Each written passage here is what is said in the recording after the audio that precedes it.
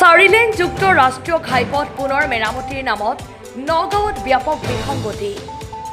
নগাঁৱৰ উৰিয়াগাঁৱৰ পৰা কলিয়াবৰ সংযোগী চাৰিলেন যুক্ত ৰাষ্ট্ৰীয় ঘাইপথ পুনৰ মেৰামতিৰ কামৰ নমুনা দেখিলে আচৰিত হ'ব আপুনিও।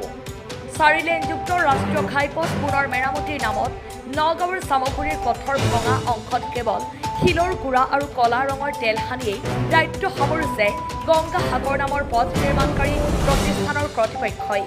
সাংবাদিকৰ প্ৰশ্নত দায়খৰা মন্তব্য গংগা সাগৰ নামৰ পথ নিৰ্মাণকাৰী প্ৰতিষ্ঠানটোৰ কৰ্তৃপক্ষৰ। ভিডিঅ' জাৰ্নেলিষ্ট মৃণালৰ সহযোগত নগাঁৱৰ পৰা বিভূতি বৰাৰ প্ৰতিবেদন, বটদ্ৰা লাইভ।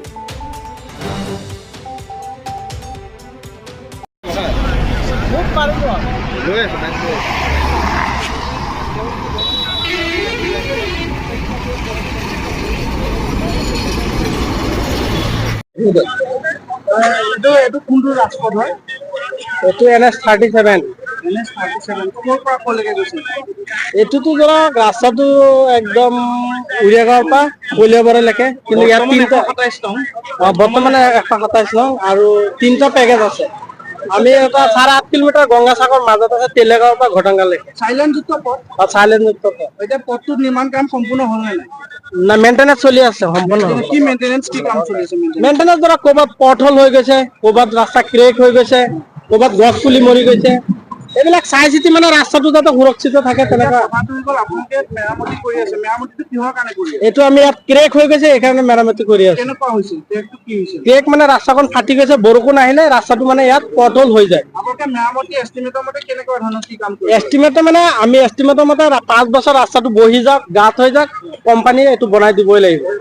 এইটো এষ্টিমেট মতে কামটো কেনেধৰণে কৰিব লাগে? কামটো আপোনাৰ যিহেতু ৰাইজৰ আৰু ধৰক যাতে গাড়ী ঘোঁৰা সুৰক্ষিত যেনেকে চলে তেনেকৈ কৰিব লাগিব আৰু। এতিয়া এষ্টিমেটত আপোনালোকে কি লিখা আছে? ৰাস্তাটো যিখন ভাগি যায় সেইবোৰ পুনৰ খান্দি পেলাই কৰিব লাগে নে? নাই, য'ত ৰাস্তা বহি যায়, ধৰক ক'ৰবাত ডাঙৰ গাঁত হৈ গ'ল, ত'ত আপোনাৰ কাটি পেলাই ৰাস্তাটো আমি নতুনকে নিৰ্মাণ কৰিব লাগিব। আৰু য'ত কৰি আছো, আৰু য'ত ক্ৰেক হৈছে ত'ত আমি তেলটো মাৰিছো, গাছটো মাৰি দিছো। তেল আৰু গাছে আৰু বেলেগ এষ্টিমেটত এই দুটা সামগ্ৰী লিখা আছে।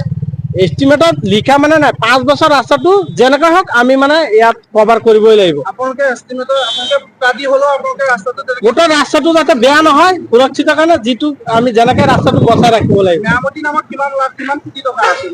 এইটো মই নাজানো, কোম্পানীয়ে জানে। আপোনালোকে কোনটো কোম্পানী আণ্ডাৰত কাম কৰে? গংগা সাগৰ। গংগা সাগৰ। আপোনালোকে এনেকে যে কাম কৰি আছে, তেওঁলোকৰ কৰ্তৃপক্ষই গম পায়? চব গম পায়। গম পায়। আপুনি কি হয় ইয়াত? মই ইয়াৰ এটা কৰ্মচাৰী। কিমান দিন ধৰি আপুনি কাম কৰি আছে? মই ধৰক ষ্টাৰ্টিঙৰ পৰা আছো, আজি 7 বছৰ মান হৈ গ'ল। এতিয়া আপুনি তেল মাৰিছে বা ডাষ্ট মাৰিছে, কামটো আপুনি শুদ্ধ কৰিছে নে ভুল কৰিছে? শুদ্ধ কৰিছো। আপোনাৰ মতে শুদ্ধ। ক্ৰেক হৈছে য'ত ক্ৰেক আছে ত'ত ধৰক বৰষুণ দিলে ৰাস্তাটো উৰি যাব। ধৰক যেতিয়া পানীটো তলত নোসোমায় তেতিয়া ৰাস্তাটো বাচি থাকে মানে।